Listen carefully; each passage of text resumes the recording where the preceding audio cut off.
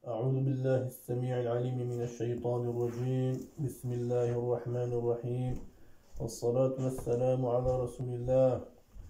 Au nom d'Allah, le tout miséricordieux, le très miséricordieux, paix et salut sur le noble prophète Mohammed ibn Abdullah, ainsi que sa famille, ses nobles disciples, ainsi que tous ceux qui le suivent jusqu'au jour de la résurrection. Assalamu alaikum wa rahmatullahi ta'ala wa barakatuh. Aujourd'hui, nous sommes dans la 14e leçon de As-Salat wa Zakat. Nous demandons à Allah subhanahu wa ta'ala la protection contre Satan le lapidé. Celui que Allah a guidé, personne ne peut l'égarer. Et celui que Allah a égaré, personne ne peut le guider. Chers frères et sœurs en islam, je vous salue avec la meilleure des salutations, qui est la salutation de l'islam. Assalamu alaikum wa rahmatullahi ta'ala wa barakatuh. Nous remercions Allah subhanahu wa ta'ala, nous le louons et demandons sa bénédiction et paix sur le noble prophète Mohammed sallallahu alayhi wa sallam, qui est le sceau des prophètes. Chers frères et sœurs en islam, nous abordons la 14e leçon, Salat wa Zakat. Nous remercions Allah subhanahu wa ta'ala pour ses bienfaits. Allah le Tout-Puissant, qui n'a pas été engendré et qui n'a point engendré.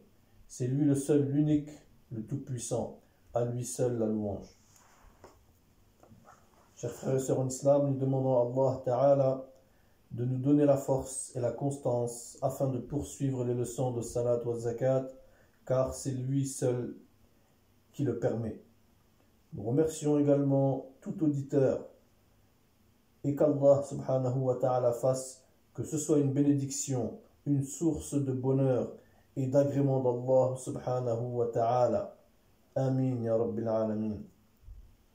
Nous parlons aujourd'hui de la sourate Al-Insan, l'homme, au verset 25 à 26. Cette sourate est également appelée, donc Al-Insan initialement, mais on peut aussi l'appeler Ad-Dahr, c'est-à-dire le temps passé, autrefois, à l'époque. Ad-Dahr. La sourate Al-Insan peut également s'appeler comme cela. Ici, Allah subhanahu wa ta'ala nous dit, au verset 25, وَاذْكُرِ اسْمَ رَبِّكَ بُكْرَةً وَأَصِيلًا, et répète le nom de ton Seigneur matin et soir. Donc ici, Allah subhanahu wa ta'ala dit d'évoquer, de méditer le nom de ton maître, les attributs de Allah ta'ala, un moment donné dans la matinée ainsi qu'à un moment donné dans la nuit. Purifier le nom d'Allah ta'ala à un moment de la nuit. Nous ne sommes pas obligés de prier toute la nuit, mais Allah subhanahu wa ta'ala nous demande de réserver une partie de la nuit pour prier. Voilà pourquoi Allah subhanahu wa ta'ala nous demande de diviser la nuit en 3 parties, c'est-à-dire en 3 tiers. Nous avons abordé dans la précédente leçon, la 13e leçon de Salat wa Zakat, nous avons parlé de Laylan. Laylan veut dire un moment dans la nuit, pas toute la nuit, mais un moment. Allah Ta'ala a aussi dit ici Bukratan, ce qui veut dire le matin de bonheur. Bukratan, le matin de bonheur. Allah Ta'ala dit au prophète sallallahu alayhi wa sallam, purifie Allah en disant Subhanallah wa bihamdihi, Subhanallah al-azim. Cette évocation qui nous a été donnée est très importante. Le prophète sallallahu alayhi wa sallam nous dit dans le hadith, et ceci se trouve dans le Riyad al-Salihin, c'est-à-dire le recueil de hadith qui s'appelle le jardin des vertueux, Riyad al-Salihin. Il est dit عن أبي هريرة رضي الله عنه قال رسول الله صلى الله عليه وسلم كلمتان خفيفتان على اللسان ثقيلتان في الميزان حبيبتان إلى الرحمن سبحان الله وبحمده سبحان الله العظيم رواه البخاري. D'après Abu Huraira, qu'Allah l'agrée, radiyallahu anhu, le prophète sallallahu alayhi wa sallam a dit deux paroles légères sur la langue, lourdes sur la balance, c'est-à-dire la balance des bonnes actions, et bien-aimé du très miséricordieux, gloire et louange à Allah, et gloire à Allah l'immense. C'est-à-dire Subhanallah wa bihamdihi, Subhanallah al-Azim. Hadith qui est rapporté par Bukhari dans son Sahih au numéro 6682. Donc cette évocation est recommandée par le prophète sallallahu alayhi wa sallam.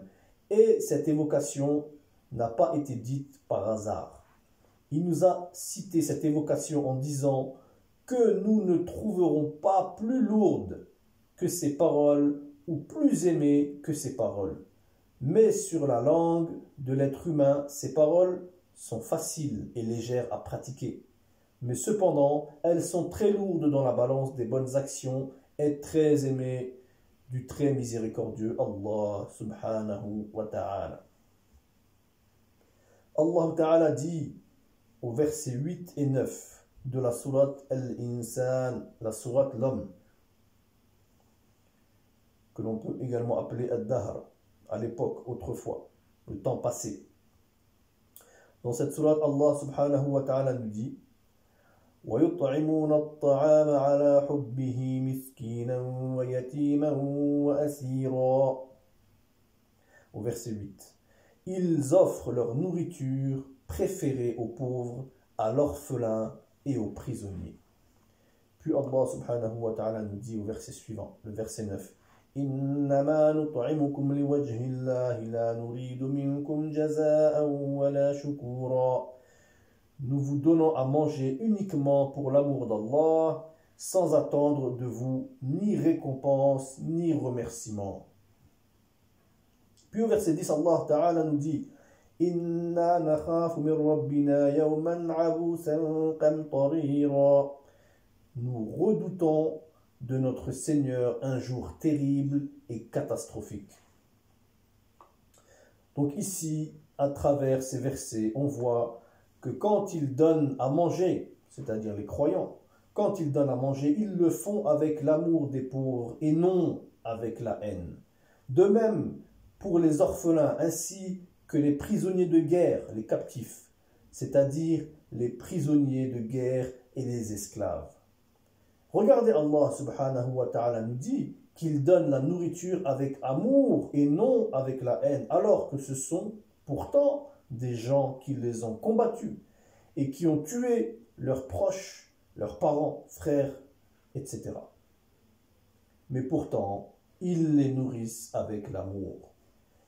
Ils ne donnent pas une nourriture mauvaise ou viciée, avec beaucoup de sel dedans ou autre. Non, ils donnent ce qu'ils aiment eux-mêmes, comme s'ils donnaient à un croyant. Ils donnent à manger sans arrière-pensée. Le croyant doit toujours donner sans arrière-pensée et uniquement pour l'amour d'Allah subhanahu wa ta'ala. Et c'est pour cela que Allah ta'ala les a appelés des croyants. Ces croyants ne sont pas comme nous aujourd'hui. Lorsque l'on donne, on donne avec manna, c'est-à-dire l'arrière-pensée. Je t'ai acheté une maison, je t'ai acheté un vélo, je t'ai donné une voiture, je t'ai acheté un billet d'avion. C'est-à-dire qu'aujourd'hui, on rappelle ce qu'on a fait. C'est qu'on appelle en arabe manna. Il s'agit donc de rappeler à la personne ce que tu lui as fait. Ceci n'est pas bien en islam. Si tu donnes, c'est terminé. Ne revenons pas dessus. Donc, revenons plutôt au comportement de ces mu'min, ces croyants qui donnent uniquement pour l'amour d'Allah Ta'ala. Quand ils donnent, qu'est-ce qu'ils disent? إنما نطعمكم لوجه الله لا نريد منكم جزاء ولا شكورا. Nous vous donnons à manger uniquement pour l'amour d'Allah, sans attendre de vous ni récompense ni remerciement. Remarque ici, on ne dit pas pour le visage de Allah, mais on va dire pour l'amour d'Allah ou bien pour la grandeur de Allah Ta'ala. Donc, nous vous donnons à manger pour Allah seul, pas par ostentation, pas pour que les gens commentent nos actions, c'est-à-dire que nous sommes grands donateurs, généreux donateurs. Nous ne demandons pas de récompense et non plus de remerciement. Remarque, le fait de dire merci à celui qui t'a fait du bien est une grande et bonne reconnaissance ou un grand respect. Il est normal de dire merci à une personne qui t'a fait du bien. Cela ne remet pas en cause ce que nous venons de dire. Il y a des gens dans ce monde aujourd'hui qui attendent que tu le remercies tout le temps. Parce qu'il t'a fait du bien un jour, alors il attend que tu le remercies sans cesse. Certains même, si tu ne le fais pas, va arrêter ses bienfaits envers toi. Le mu'min n'est pas comme cela. Le croyant n'est pas comme cela. Nous ne devons pas attendre le remerciement. D'autre part, il existe des gens qui sont ingrats. C'est-à-dire que même si tu lui as fait du bien, et il ne va pas te dire merci. Parfois, tu trouveras aussi que celui à qui tu as fait du bien et qui ne t'a pas remercié va devenir ton ennemi. Il sera le premier à te critiquer parmi les gens. Ce genre de personne dans le monde, on ne doit même pas lui faire du bien. Car quand tu le vois dans sa pauvreté, dans sa perdition, Allah subhanahu wa ta'ala sait pourquoi il l'a mis dans cette situation. Tu ne lui as pas demandé de te dire merci, mais au moins tu lui as fait du bien. C'est-à-dire tu lui as donné une femme, tu lui as donné un travail, tu lui as donné à manger, etc. Donc au minimum, il doit te dire merci. Mais non, ce dernier devient ton ennemi et te combat.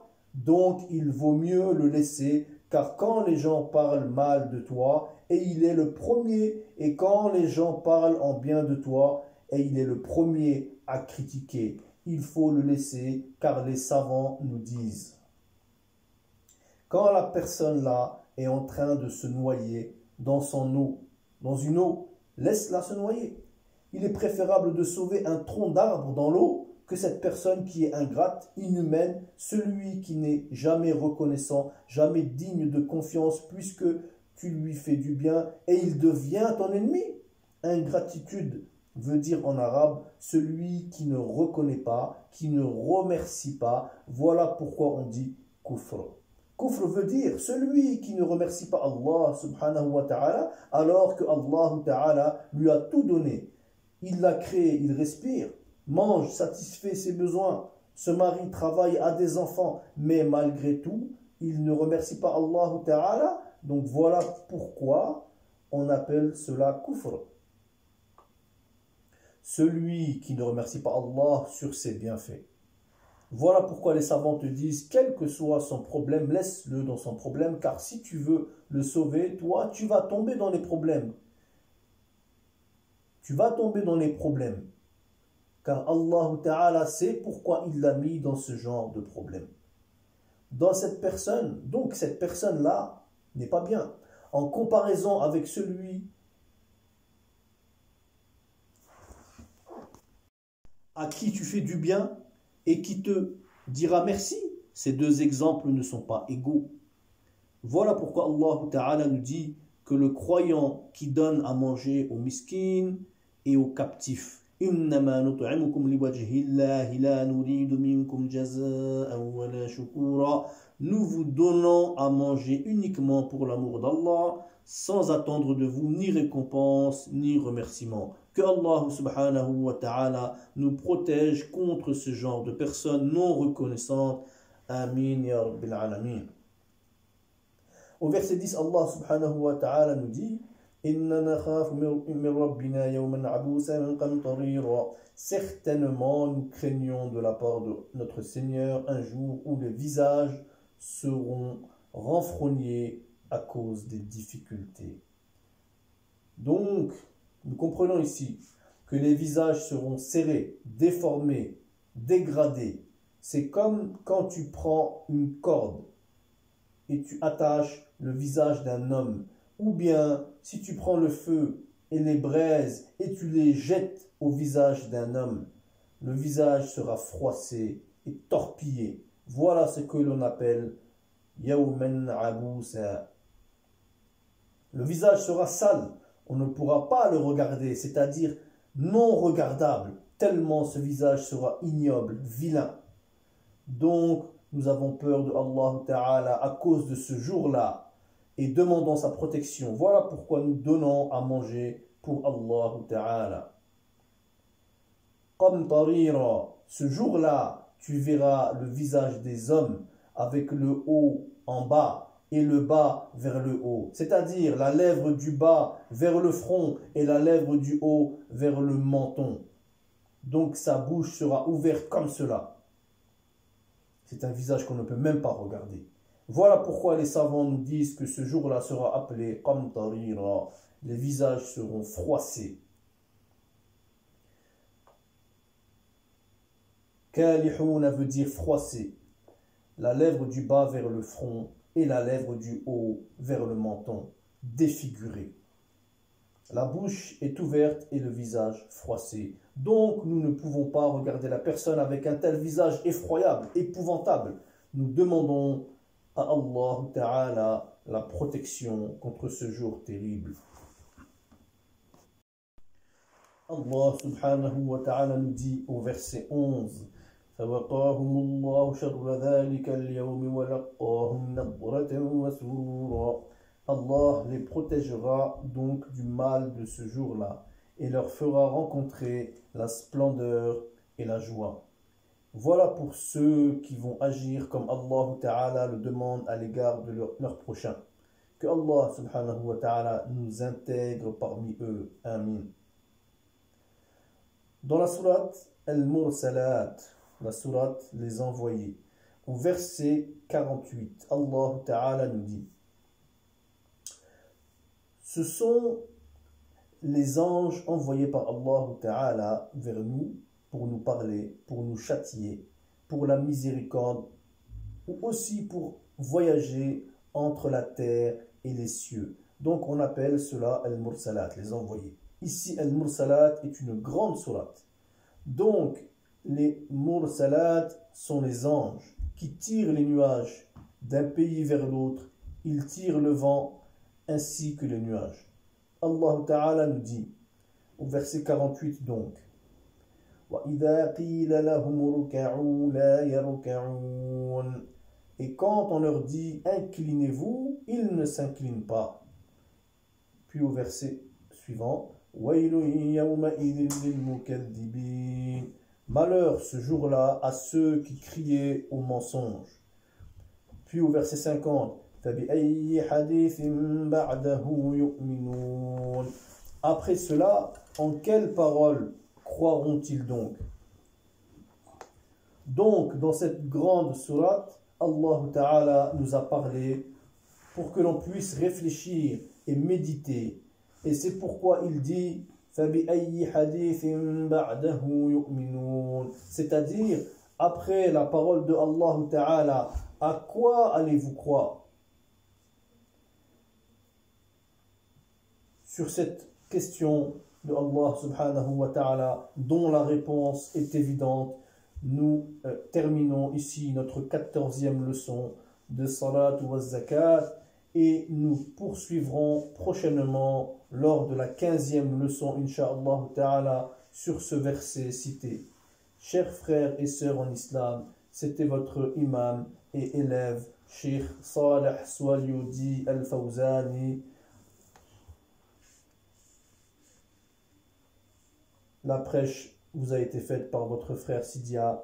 Les erreurs ne proviennent pas de Allah Subhanahu wa Ta'ala, ni des prophètes, mais de Shaitan. Donc s'il y a une erreur, elle vient de nous.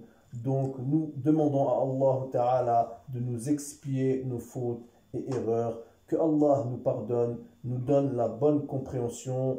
Wa sallallahu ala rasulil karim. Rendez-vous pour la prochaine leçon de Salat wa Zakat, qui sera la 15e leçon. Assalamu alaikum wa rahmatullahi ta'ala wa barakatuh.